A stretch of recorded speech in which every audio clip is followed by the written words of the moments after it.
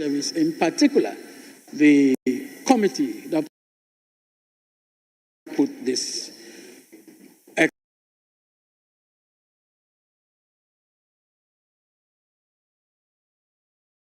exercise together.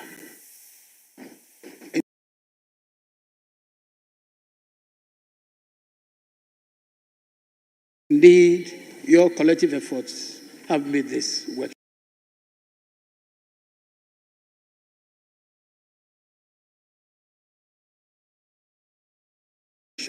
possible. And I say a big thank you to all of you. Your dedication and expertise are invaluable in strengthening the institutional capacity of Parliament to fulfill its mandate. I encourage honourable members to participate actively, engage in constructive dialogue, and critically assess the budget with the understanding that the decisions we make today will significantly impact the lives of millions of Ghanaians tomorrow. This workshop presents the opportunity to ask the tough questions, challenge assumptions, and ensure that the 2025 budget statement and economic policy truly reflect and serves the people in whose name and for whose welfare the powers of government are exercised in the manner and within the limits laid down in the Constitution. I'm confident that our deliberations will enrich parliamentary scrutiny of the 2025 budget statement and economic policy and reinforce our commitment to accountable and responsible governance. On this note, I thank you for your attention and look forward to a fruitful and productive engagement that will secure for all of us the blessings of liberty, equality of opportunity, and for posterity. I thank you, Mr. Speaker.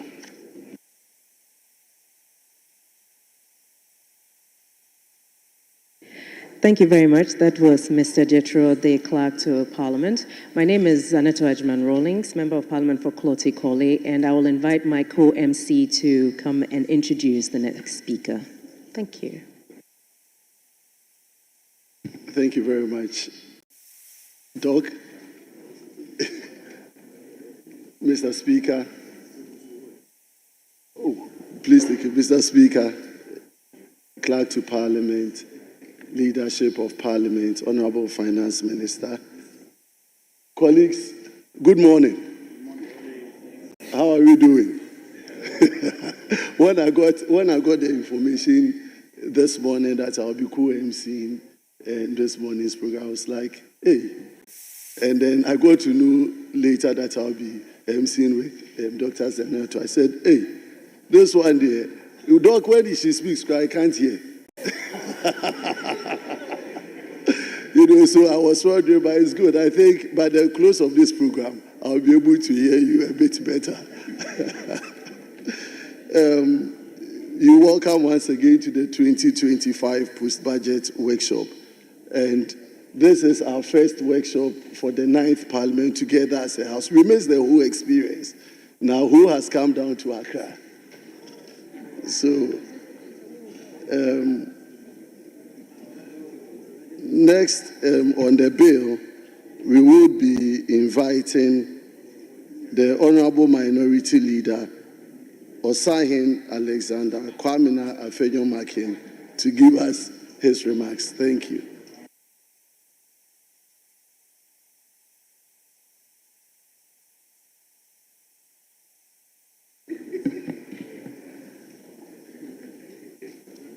Right Honourable Speaker, Majority Leader and Leader of Government Business, Minister of Finance and other ministers here present, Deputy Speakers, colleagues in leadership, Clerk to Parliament, colleagues, resource persons, parliamentary service staff, and our friends in the media.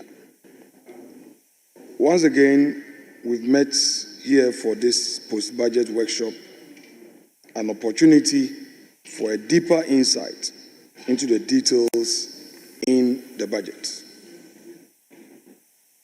Colleagues, we come into Parliament with our diverse backgrounds, but governance has its own character. There is therefore the need to go through the rudiments of appreciating what is expected of us as the people's representative. For the one who is watching the television,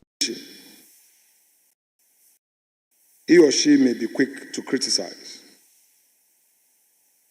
And to make a good impression of yourself, you must prepare. It is on this note that I commend Right Honorable Speaker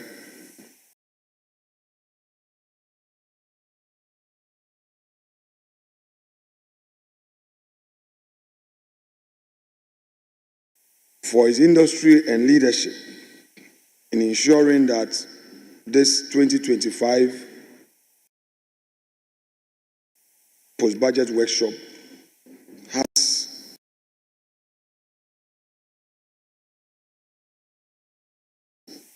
been put in place, well arranged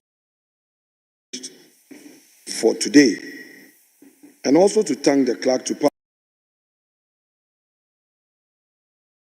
Parliament and his staff for working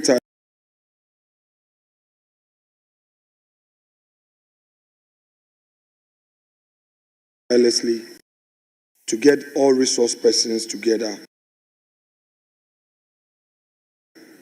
for today's program and the days ahead.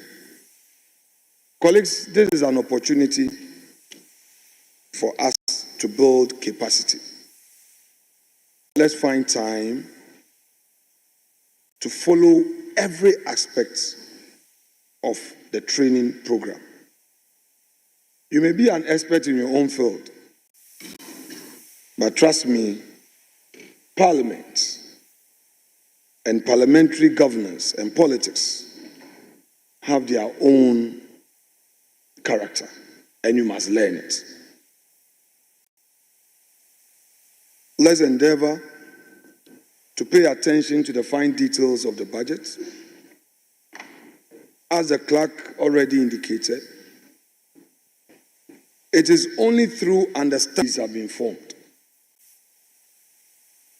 I was once upon a time a backbencher, and I know how disappointed I was when committees were, and I didn't get where I wanted to get to. However, do not be disappointed, because wherever you've been placed, you will shine. In this budget, all sectors are covered. And if you pay attention to the fine details, when the opportunity comes, you will be able to make a meaningful impact, and your constituents will see your contribution. Honorable members, as I've already said, the technical nature of budgetary processes necessitates regular training programs that are tailored to enhance and increase our analytical skills, improve our ability to detect inefficiencies, and strengthen our oversight functions. So, for instance, the Minister of Finance tells us there's 1.5 billion for agriculture.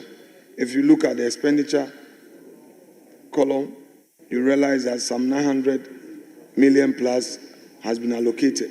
So if you pay attention, these are some of the things you discover, and then you make a meaningful impact in your debate by drawing the attention of the finance minister that you can't say 1.5 billion and allocate 924 million, and even that a chunk of it is compensation. So your own agri policy, what are you doing?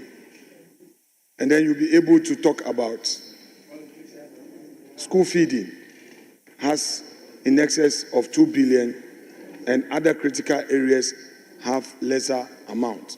So if you're a member of that committee, you will now make a case, and I'm sure the finance minister will take that on board.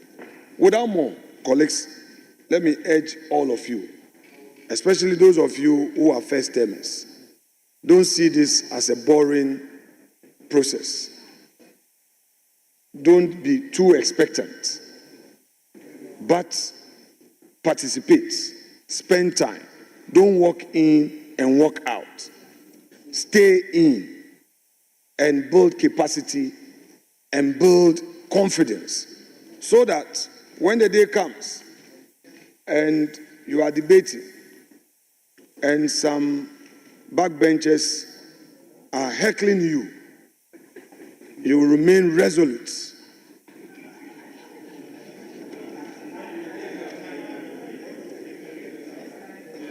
Firm and deliver with that nostalgic competence you've developed from the training. Thank you so much, Mr. Speaker, for the opportunity.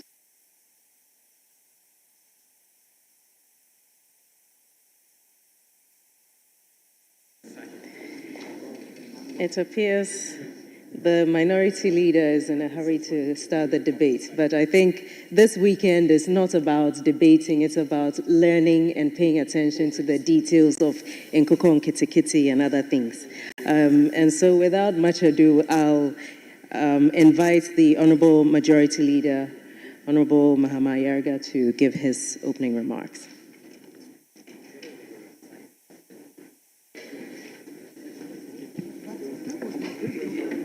Right Honorable Speaker, I think the protocols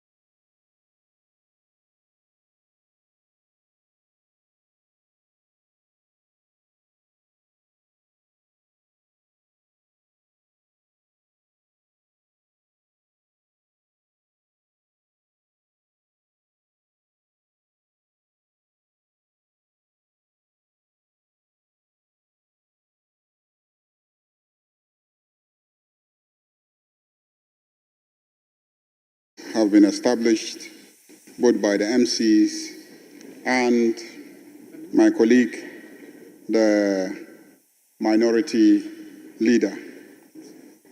I'm sure we all appreciate that it is our responsibility to either pass or reject budgets. And that is precisely what we are to do, to review the budget, understand it, debate it, or run commentaries on the budget and decide if we will approve or reject the budget. The budget document contains policy statements, but also it contains estimates and figures. Not all of us are good with policy, and not all of us are good with figures and estimates. And so we don't assume that once a budget is presented, everybody in this chamber understands every aspect of the budget. So we need to enhance the opportunity for all of us to understand the budget beyond just reading it ourselves and sometimes listening to commentary being run through public discussions. So the idea behind this workshop is to enable us understand the budget, understand the policy statements contained in them, understand the figures and the implications of the figures for our constituents, for the market women, for the Okada riders, for the teachers, for the students, for all those that we represent here. That's the whole idea behind this workshop, because we're all not economists and we're all not finance experts. So experts in the various fields have been assembled to help us understand the policy documents and also to understand the figures behind these policy documents. When all is done, we expect the majority to relate these figures to the promises and the commitments that we made to Ghanaians based on which we're given this overwhelming majority that we have. The agenda to reset Ghana and how this policy document and the figures proposed will help advance that agenda to transform the country. For the minority, Osono and Ketekete, we expect you to also be very critical of the document and to see how the lapses, the weaknesses, and to expose them so that as a country we can be well guided when we consider the approval of the document. So I believe that this workshop will enhance our understanding of the budget, and so I crave your indulgence and urge you to pay attention and learn. Like my colleague said, don't assume that you know it all and avoid this exercise, because very often the difference between those who are able to effectively deliver on the floor and those who will have challenges will normally depend on whether or not you participated in the post-budget workshop and paid attention to the message that the experts bring to bear during those workshops. So I thank you, Right Honourable Speaker, for providing this platform for us to try and engage and understand the budget policy document and the figures that are behind them, and to also thank the clerk for the effective organization, and to thank colleagues who have, in spite of our busy schedules, managed to come so that we can have a very meaningful discussion. Thank you very much, Right Honourable Speaker.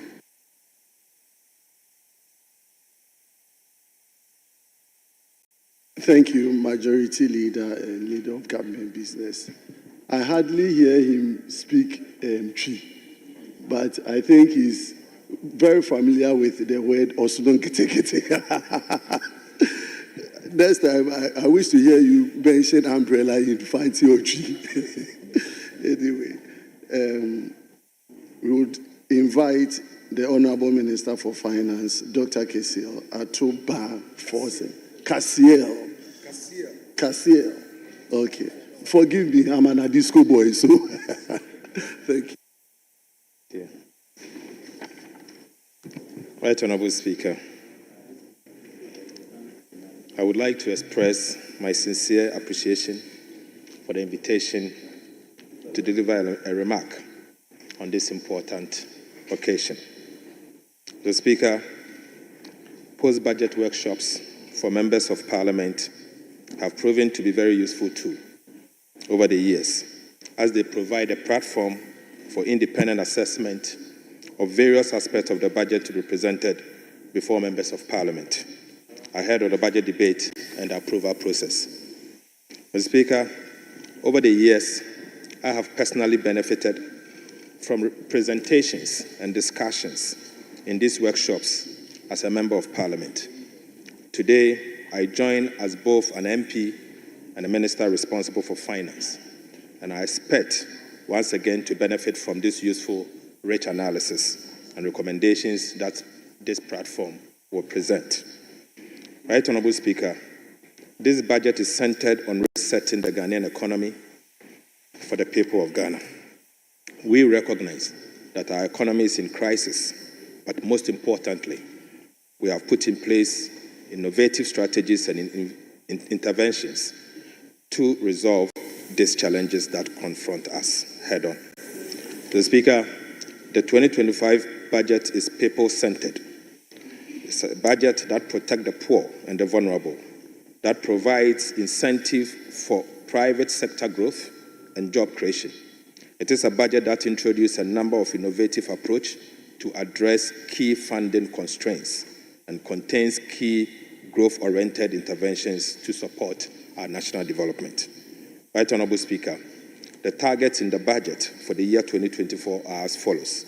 Overall GDP growth for at least 4% of GDP, non-oil GDP growth of at least 4.8% of GDP, end period inflation rate of 11.9%, primary balance on commitment basis at a surplus of 1.5% of GDP, and gross international reserves that will cover not less than 3 months of import cover.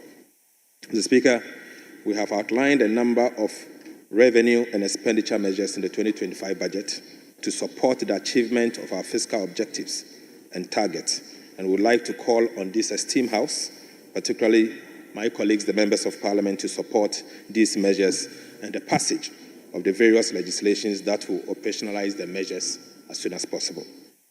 Some initiatives that we have proposed for implementation in this budget are as follows. We are proposing to roll out the 24-hour economy policy to support inclusive growth and job creation. We also propose to roll out the 10 billion Big Push policy beginning this year. Mr. Speaker, we are proposing the establishment of Ghana Gold Board to support the foreign exchange inflows and gold reserve accumulation to benefit our dear country. Speaker, aside, we are proposing the implementation of the Agriculture for Economic Transformation agenda. We want to use government procurement to drive made-in-Ghana goods, and particularly to drive local participation in our economy. We have also enhanced social protections through the introduction of various social intervention programs to complement existing programs to alleviate the current economic hardships and also to protect the vulnerable. Mr. Speaker, we are undertaking key structural reforms to support inclusive growth, fiscal and debt sustainability. Some